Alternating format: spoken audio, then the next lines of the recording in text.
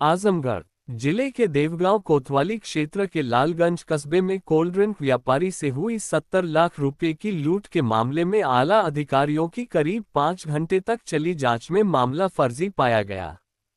SP ने दावा किया कि व्यापार में घाटा और बैंक के करोड़ों रुपए लोन के चलते व्यापारी ने लूट की झूठी कहानी रची थी। एसपी ने कहा कि जांच जारी है और जांच के बाद जो भी विधिक कार्रवाई की जाएगी। बताते चले कि लालगंज कस्बे के व्यापारी शिव कुमार पुत्र कन्हैयालाल की शिव शक्ति इंटरप्राइजेज नाम की एजेंसी है और वह कोल्ड ड्रिंक का व्यापार करते हैं। उन्होंने सुबह पुलिस व डायल 112 को बताया कि 2 दिन अवकाश का इकट्ठा 70 लाख रुपया लेकर सोमवार को बैंक में जमा करने जा रहे थे। इसी बीच पैदल आए बदमाशों ने उनकी कनपटी पर असलहा सटाकर आतंकित किया और रुपये से भरा बैग लूटकर फरार हो गए। जानकारी के बाद DIG Azamgarh range Sunil Kumar Singh, SP Hemraj Meena और क्षेत्राधिकारी भारी पुलिस बल के साथ मौके पर पहुंचे। पुलिस ने एजेंसी पर लगे सीसीटीवी कैमरे की जांच की तो वह बंद मिला। इसके साथ ही आसपास के कैमरे की जांच की। करीब 5 घंटे तक चली जांच के बाद ये सामने आया कि लूट की घटना फर्जी है। इसके बाद पुलिस ने व्यापारी से कड़ाई से पूछताछ शुरू किया, जिसके बाद मकमले खुल गया और घटना फर्जी पाई गई। एसपी हेमराज मीणा ने बताया कि व्यापारी शिव कुमार के ऊपर बैंक का 1 करोड़ 5 लाख का बकाया था जो वह बहुत दिनों से नहीं चुका पा रहा था। वहीं एजेंसी को जनवरी से फरवरी के बीच करीब 1 करोड़ रुपए देने थे, जिससे कि पूरे वर्ष इनको सामान मिलता, लेकिन व्यापार में घाटा होने के चलते ये दे नहीं पा रहे थे। इसी भी इनके डीलरों की मीटिंग हुई थी जिसमें यह फैसला हो गया था कि अगर यह रुपया नहीं दे पाए तो एजेंसी दूसरे को दे दी जाएगी, जिससे ये काफी परेशान थे और 24 तारीख से ही लूट की कहानी बनाने में जुटे थे। आज इन्होंने लूट की जानकारी दी। जब इनके एजेंसी में लगे सीसीटीवी कैमरे की जांच की गई तो वे बंद पाए गए। आसपास के कैमरे खंगले गए लेकिन घटना होनी नहीं पाई गई। एजेंसी से 50,000 नकद मोबाइल बरामद हुआ है।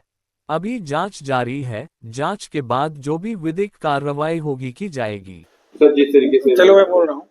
देखिए, थाना देवगांव में आज सुबह करीब 10:30 बजे के आसपास में एक शिव कुमार जायसवाल नाम से कोल्ड ड्रिंक की एक होलसेल की दुकान करने वाले व्यापारी है। इनके द्वारा ये सूचना दिया गया था कि 2 व्यक्ति उनकी दुकान पे आए और उनके पास में 70 लाख रुपया था जो तमंचे की बट से उनके सिर पे मारा उन्होंने, और उनसे 2 बैग हैं वो पैसे रखे हुए थे, उसको लेके वो चले गए हैं।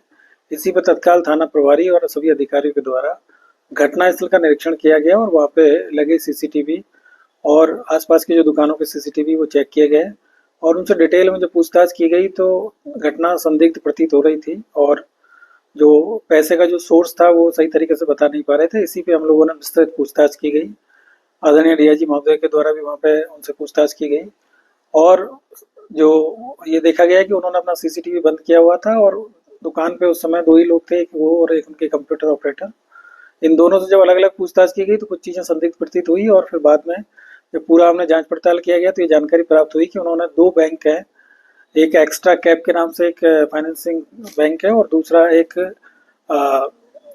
बैंक है। उन दोनों बैंकों से इन्होंने मेंटिफाई के नाम से एक और बैंक है, इन दोनों बैंकों से करीब 1 करोड़ 5 लाख रुपए का लोन इन्होंने 2023 और 24 में लिया था, जो ये रीपे नहीं कर पा रहे थे और अभी इनको एजेंसी में करीब जनवरी माह में करीब 70 लाख रुपया जमा करना था और 24 तारीख को इन लोगों ने मीटिंग भी किया था सभी जो इनके और जो सब डीलर है उनके साथ में। तो इनको करीब 70 लाख रुपए का इन्होंने उस दिन डिसाइड हुआ था कि इस मंडे को जमा करना है और आज जब इनके पास में पैसे नहीं थे तो इन्होंने फिर इस तरीके से प्लान करके झूठी एक सूचना दी है। वहाँ पे इस तरह की कोई घटना नहीं हुई थी और इनके पास में पैसे भी नहीं थे। 24 तारीख को इनके पास में 1 लाख रुपया कैश था, बाकी जो भी पैसे इनके पास में कलेक्शन के आए थे वो सब बैंक में जमा है।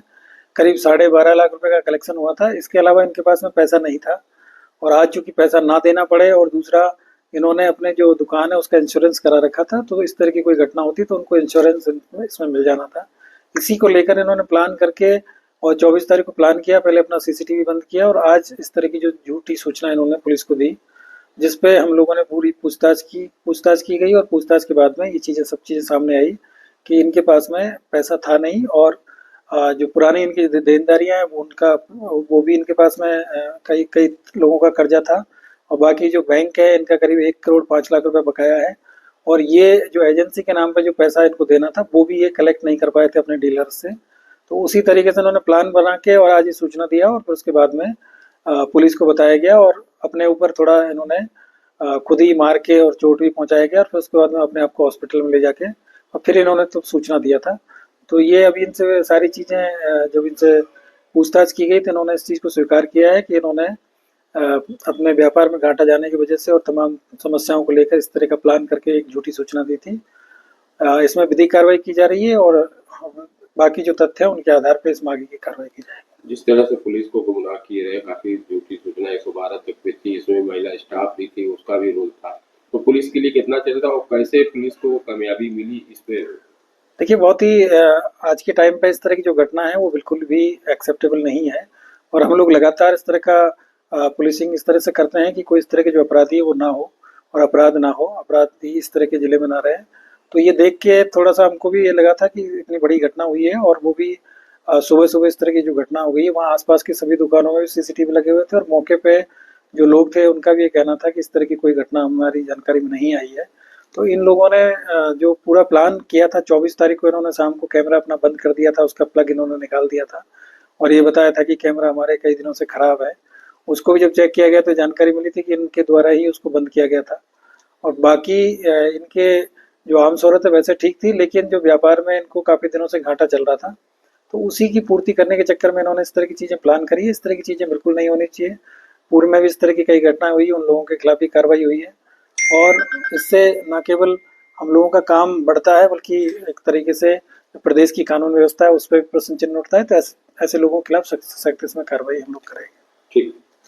इस खबर के प्रायोजक है गोल्डन बेकर्स एंड डेयरी, जिनका पता है मेन मार्केट अतरौलिया आजमगढ़।